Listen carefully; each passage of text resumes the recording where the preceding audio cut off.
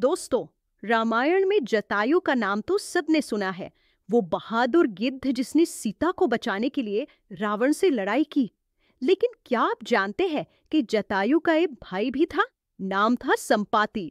ये कहानी है उसी संपाति की जिसने अपने पंख गवाकर भी राम की मदद की और सीता का पता लगाने में की रोल निभाया। चलिए शुरू करते हैं। संपाति और जटायु दोनों विशाल गिद्ध थे।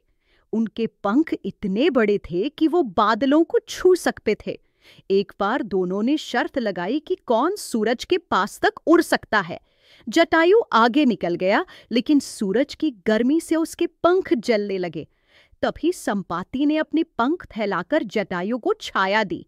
सूरज की तपिश से संपाति के पंख जलकर खाक हो गए, पर जटायु बच गया।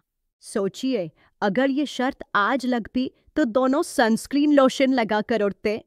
पंख जल जाने के बाद संपाति जमीन पर गिर गया। वो उड़ नहीं सकता था, इसलिए एक पहाड़ी पर रहने लगा। सालों तक उसने सिर्फ समुद्र की लहरें देखी और पक्षियों को उड़ते हुए सुना। वो दुखी था, पर हारा नहीं था।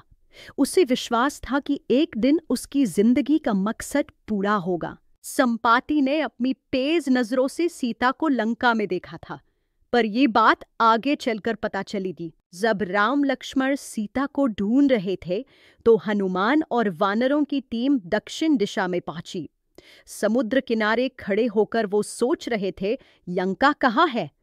तभी उन्हें एक बूढ़ा गिद्ध दिखा जो पहाड़ी पर बैठा था। ये था संपाति। वानरों ने सोचा, ये तो कोई भूत है, क्योंकि संपाति का शरीर जले हुए पंखों वाला था। हनुमान ने संपाति से पूछा, भगवान, क्या आपने सीता माता को देखा है?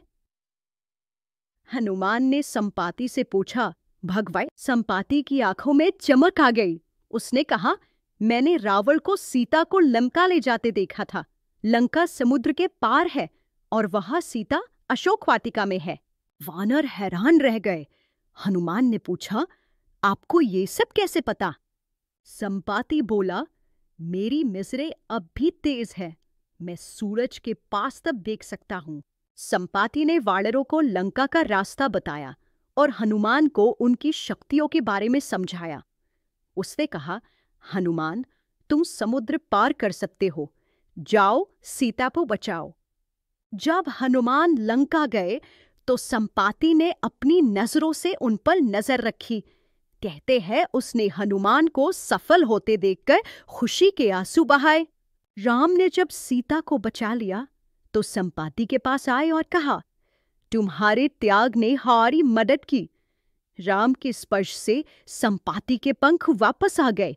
वो फिर से उड़ सकता था। संपाति ने कहा, प्रभु, मेरा जीवन सार्थक हो गया।